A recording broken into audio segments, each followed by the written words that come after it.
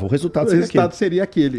Eu nem falo do lance de ter publicado ou não, porque isso aí pra mim, eu tenho pouquíssimos trabalhos. Rodrigão, da última vez que a gente conversou, essa catástrofe que você tá falando aí teria sido o dilúvio. O dilúvio, na minha opinião, foi o dilúvio. Tá.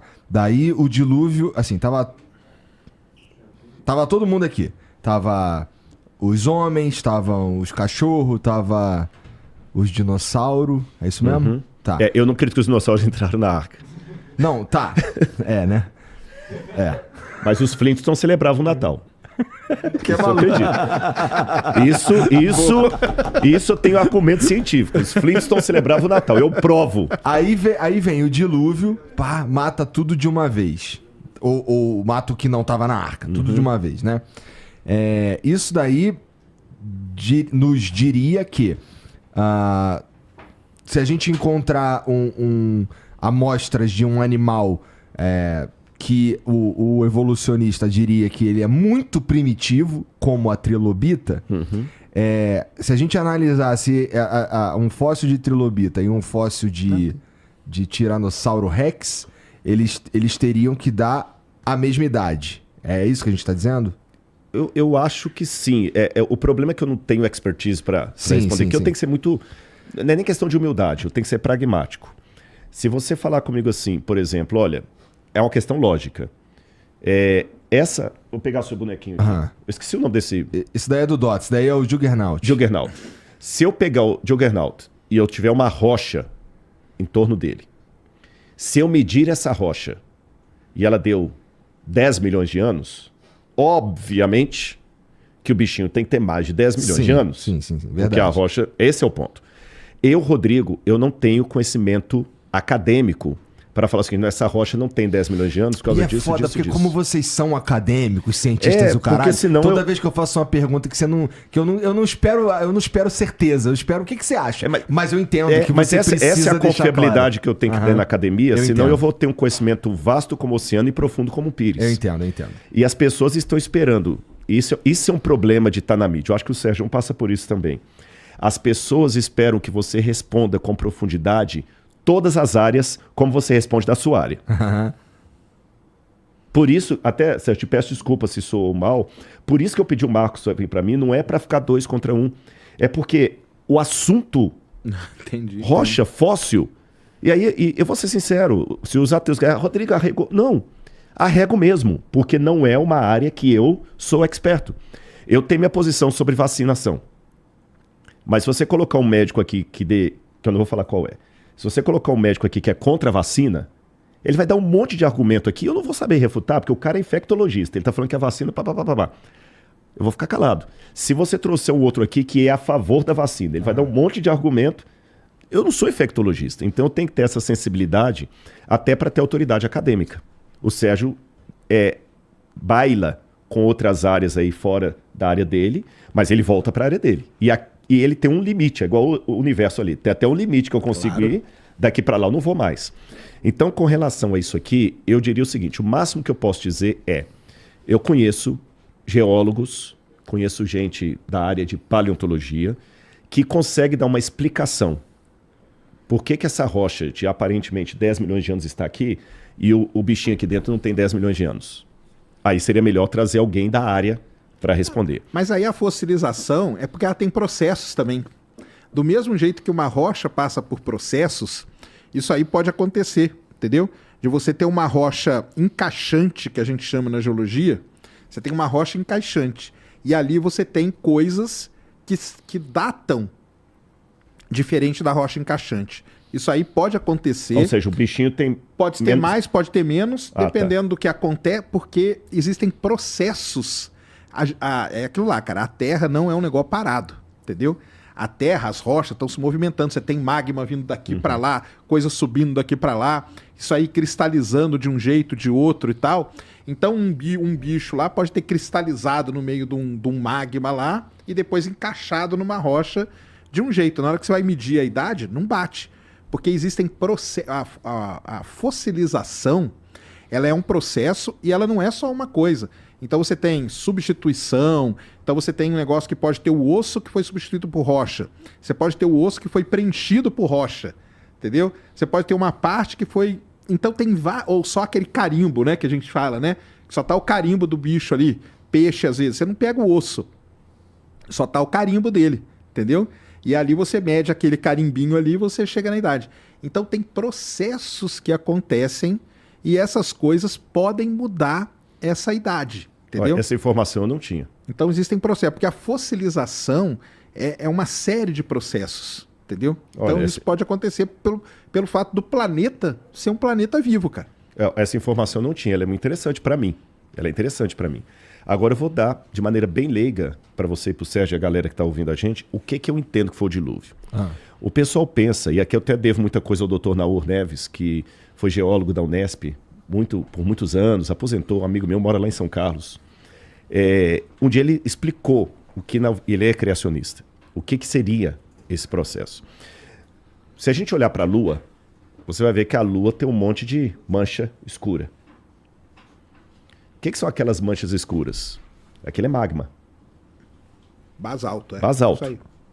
Mas não tem vulcão na Lua. Tem. Não, vulcão que eu digo assim... Ativo? Ativo. Ativo não. Mas exatamente. Já teve muitos. Não tem, exatamente. Mas a gente enxerga, exatamente, é isso que eu ia chegar. A gente enxerga, mas não é ativo, é esse sentido que eu falar. Não tem vulcão.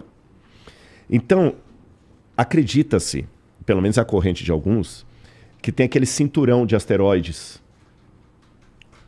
Tem um cinturão de asteroides. Você tem entre Marte e Terra, Júpiter. Marte, Júpiter. Entre Marte e Júpiter tem esse cinturão.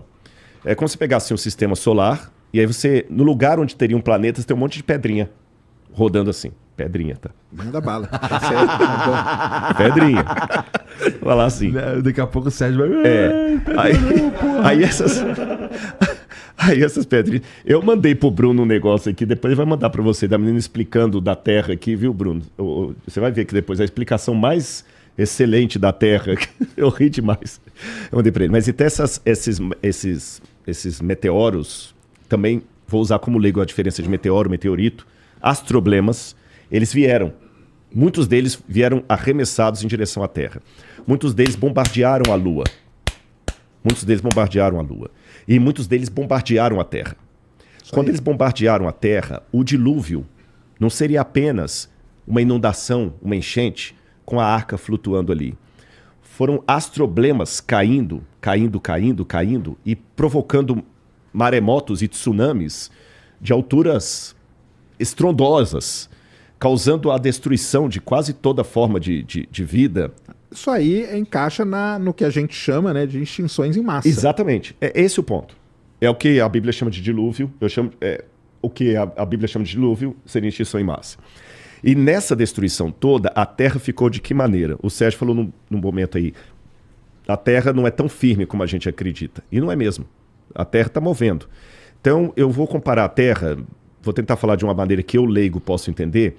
É como se a Terra fosse um ovo cozido, mais ou menos um ovo pochê, sabe? Que ele caiu no chão, ele está quase cozido. Ele caiu no chão, trincou a casca, mas dentro, aquela parte mole do ovo está ali dentro. É isso aí. E as cascas estão todas trincadas aqui. São as placas. São as placas tectônicas. Essas placas trincadas, que como esse ovo também está em movimento, uma casca do ovo entra debaixo da outra, faz assim, aí que você tem a questão dos terremotos.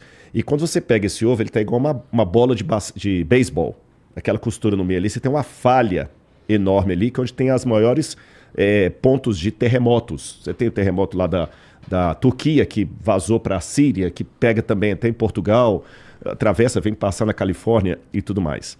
Então, essa é a situação da Terra. E isso causou um cataclisma tal que destruiu toda a forma de vida.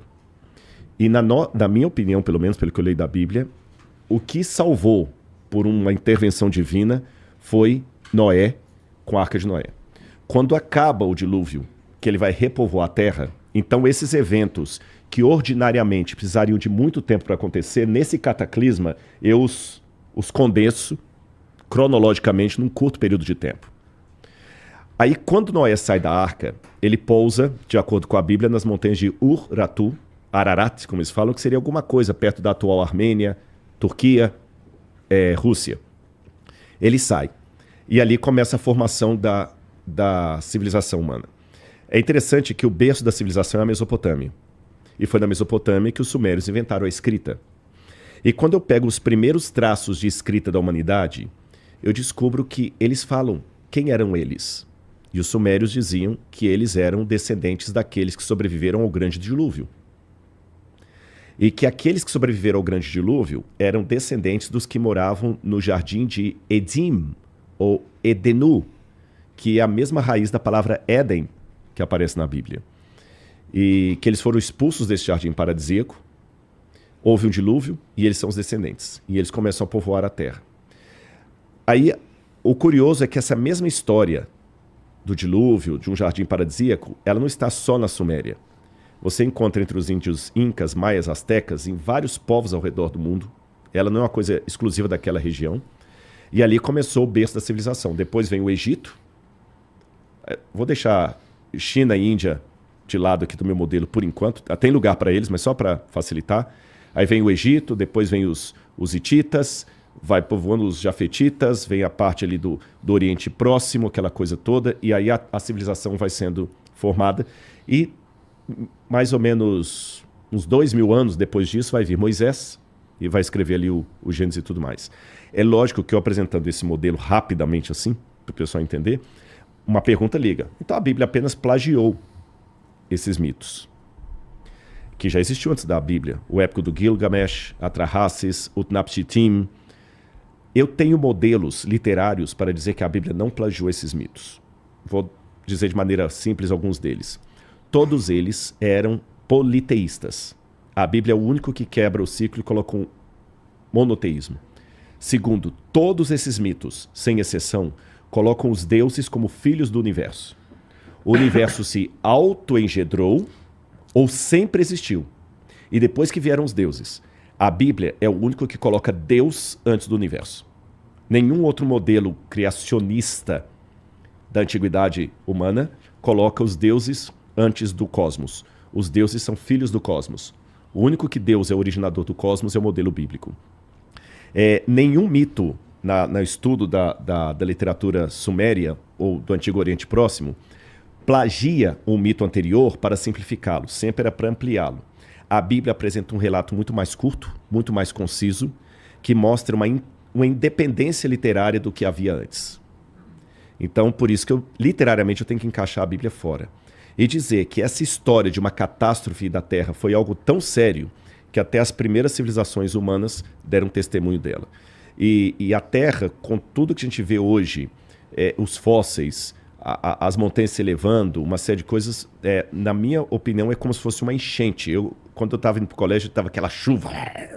Aí você olhava, depois que a água ia embora, deixava aqueles veios assim, aí eu ficava brincando gigante. É isso aqui que o dilúvio deixou na Terra. E um último argumento aqui, só para entender. Por exemplo, hoje, até tem uma hora que eu perguntei para o Sérgio, ele confirmou, a água em Marte. Como é que o pessoal sabe que havia água no planeta? Pelos veios deixados, pelas imagens. Marte tem as imagens da Terra. Então a Terra foi um grande mar. Ela foi inundada, o planeta inteiro. Para onde foi essa água? Olha os polos. Congelaram. Se os polos derreterem, você tem elevação do nível do mar tranquilo. Você tem os aquíferos, você tem águas, lençóis freáticos. Então nós temos água suficiente para inundar o planeta. Essa, em síntese... Mas termina aí que depois eu falo, porque tem uma visão errada da Terra, viu? Essa, em síntese, é a minha ideia do que seria o dilúvio. E as montanhas, ou a tectônica de placas e tudo mais, seria mais ou menos a ideia. Mas pode corrigir minha visão errada. Não. Primeiro falar do dilúvio, né? Assim, cara, eu não entendo nada de Bíblia, viu? Não, Zero. Talvez, pode ser que a Bíblia tenha toda uma linguagem, vamos dizer... Poética? Pode ser? Não sei se é poética, né? Mas simbólica e tal. Porque, por exemplo, eventos catastróficos na Terra aconteceram. Pelo menos 5 grandes deles, que são as 5 grandes extinções em massa. A última, 66 milhões de anos atrás, que muito provavelmente foi a que acabou com os dinossauros na Terra, que a gente hoje não sabe exatamente o que aconteceu. Pode ser que tenha sido o asteroide que bateu ali onde é Chicxulub hoje, mas também tem as trapas de Deccan, que é um evento vulcânico, de vulcanismo muito grande que teve na Terra, que que pode ter ajudado. Essas duas coisas podem estar ligadas uma à outra. Agora, o ano passado, descobriram 2 crateras na África que datam da mesma de Chicxulub, então pode ser que não tenha sido um asteroide só, pode ter sido, tenham sido vários e tudo mais. Mas o que importa é, depois desse impacto e tal, teve tsunami, isso aí a gente já consegue medir a altura dela, até onde ela chegou e tudo mais, e isso, logicamente, ajudou para acabar com a vida na Terra. E depois de tantos anos, milhões de anos, milhares de anos, a vida começou a florescer de novo e tal, porque aí as coisas foram acalmando. Aliás, foi até bom, porque aí os mamíferos tiveram a chance, né, de estar aqui e tal. E aí tem toda a história do planeta. Tem um livro muito legal que chama O Dia... Como que é? É o dia depois do...